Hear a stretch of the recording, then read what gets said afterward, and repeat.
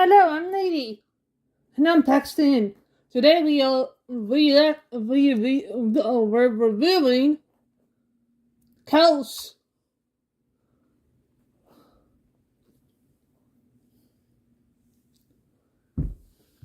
So anyway, the beginning of the spring, 1938, was well received by the industry soda.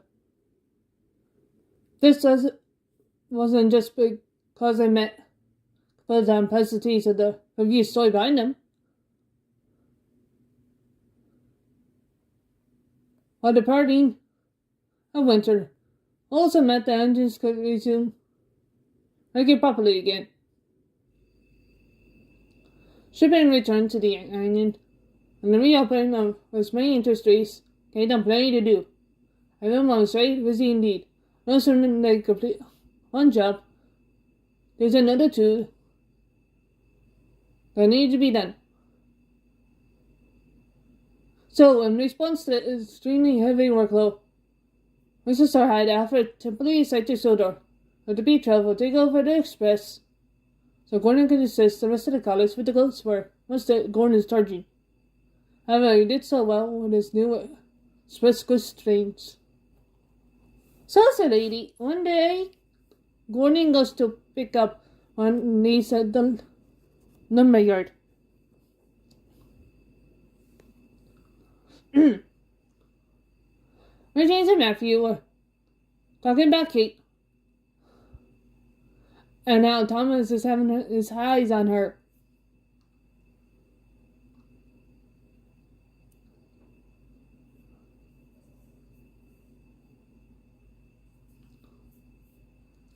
James braces himself, something going to rant on. The express engine is too forced to pull goods trains. James Gordon declares, and refrain from doing so, having come to the belief that any work is good work for an engine. A few then tells Gordon the train is to be dropped off at Wellsworth, and the rear four trucks are delivered to the Scarlet Railway, as they're replacing all the old sleepers in their line.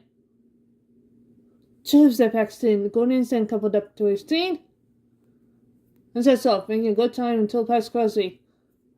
He finds a kill on the line. Gordon started rolls on the brakes and comes to a stop. Gordon blows his whistle to try to get the cow to move, but it's useless. Actually, Henry arrives with a goods train from the other direction.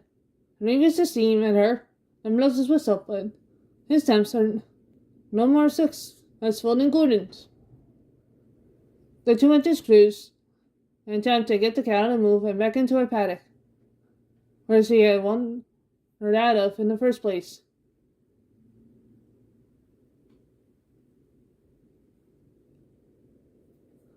As Henry going to part ways, they vow to keep this quiet.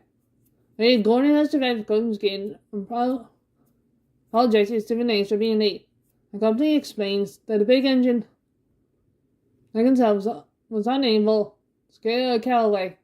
Renaeus explains that Isaac is notoriously stubborn, and that he and Scully have had their own run-ins, mostly with sheep. Gordon also tells Renaeus to keep it a secret. However, what neither of the two engines knew was that Percy, who was in the works, and overheard the entire conversation, chuckles to himself. So, silly, the next morning at Catford Harbour, Gordon's goods trains being loaded, he and Thomas talk about politics, as well as the potential of another world war, just as Percy arrives with a passenger train. Percy asked Thomas what day he took at Tones in Norrisburg. Thomas says, I think it was Moo Day.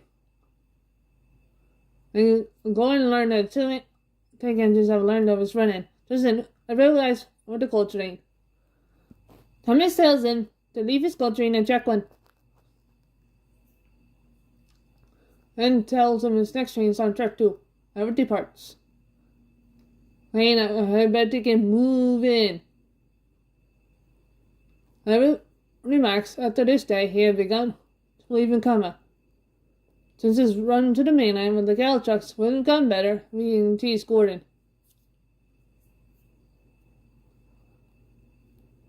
Just like Gordon, Never was forced to stop beyond cloud speed as the line was blocked by 2 cows.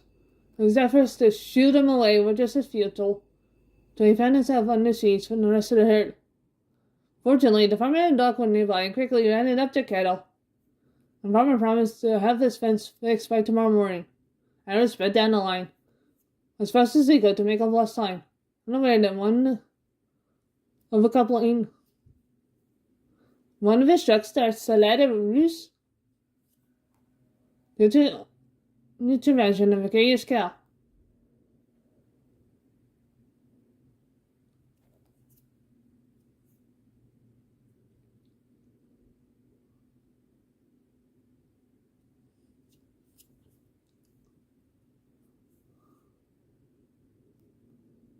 As Ever climbed Gordon's hill, the company gave away. Ever's guard tried to apply the brakes. For some reason, they weren't working. The back part of Ever's train careened down the hill and crashed into Adam as he was coming out of the yards of Ellsworth. The accident was so severe, Adam suffered extensive damage, and his crew would also be hospitalized. The key took Adam to the works and quickly began an investigation. The big fat Edward had that day was detective due to the improper maintenance, and the workmen responsible when they got there they were sequentially fired. The farmer who owned the herd was given a hefty fine for not maintaining his property, was late to losing his farm.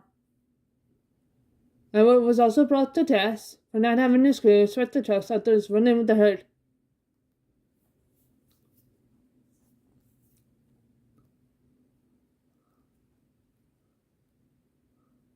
Mates were sad after hearing about Adam's accident. So after they learned of Sif's it, the police harassed the northeasters by making mooing noises at them, revealing them with remarks that had they were completely undone by some with livestock. So said Paxton. A couple weeks after Adam's accident, Colin got his orders on what he needs to do before he leaves. Bruce, muttering that Colin should have been built an empty smallpox. I should know city well were, and tells off Bruce for being so cruel to Colin, and points out how seriously he takes his rivalry with the North. There's too seriously.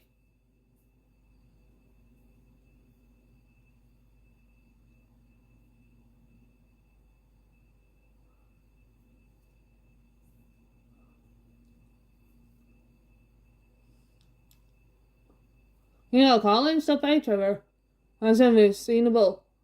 Alone, wandering outside of the paddock, swings at the farmers he was talking with. I've lost their price for only Thumper.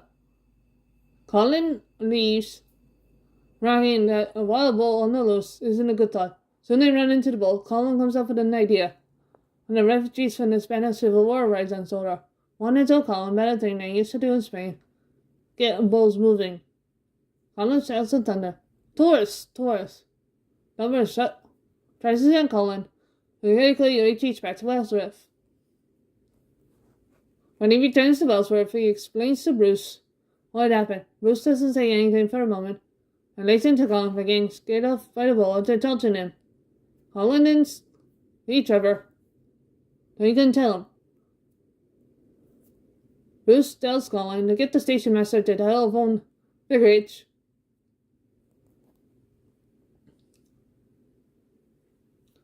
And tell him where he last saw Thumper.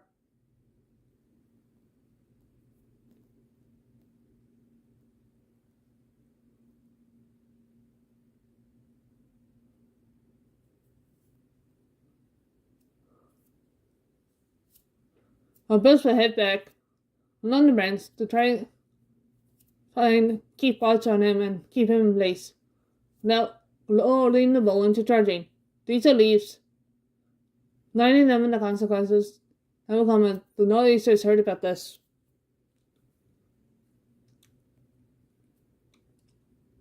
Dell's gone to not do anything stupid while he's gone.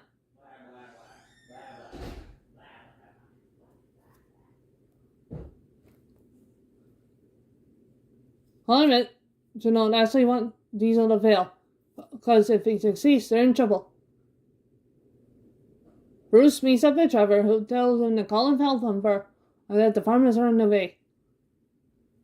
Diesel meets up with Thumper. It's insane. But when Bruce actually calls the bullets, Millie, Uncle Beef, and how about being turned into a porterhouse, Thumper charges the Diesel who retreats. To make the decision even more humiliating, I hear a bell. It's Toby. Well, thanks, Bruce, for helping out with Thumper. I want to make sure the others hear all about it. As Evan recalled, it was revealed that Toby having been coming back from random.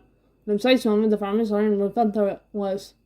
Now Toby arrived in time to see Bruce run for his life.